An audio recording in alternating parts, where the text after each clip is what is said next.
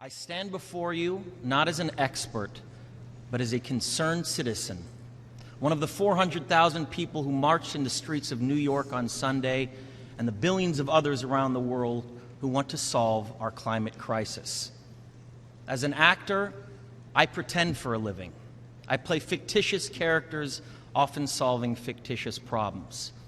I believe that mankind has looked at climate change in that same way, as if it were a fiction, as if pretending that climate change wasn't real would somehow make it go away.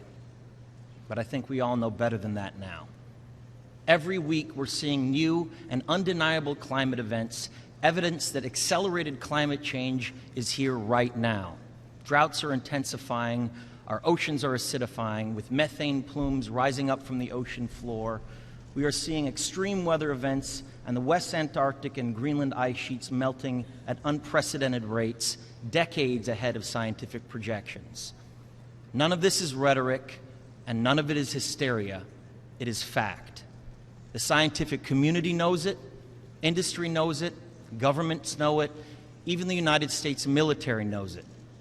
The chief of the U.S. Navy's Pacific Command, Admiral Samuel Locklear, recently said that climate change is our single greatest security threat. My friends, this body, perhaps more than any other gathering in human history, now faces this difficult but achievable task. You can make history, or you will be vilified by it.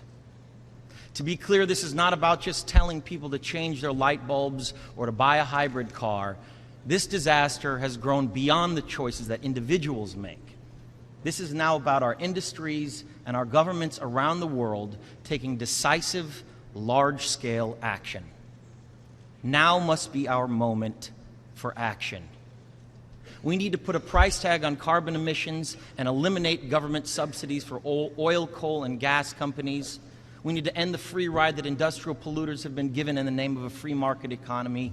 They do not deserve our tax dollars. They deserve our scrutiny, for the economy itself will die if our ecosystems collapse. The good news is that renewable energy is not only achievable, but good economic policy.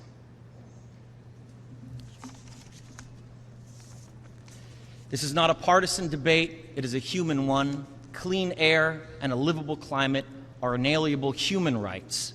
And solving this crisis is not a question of politics, it is a question of our own survival.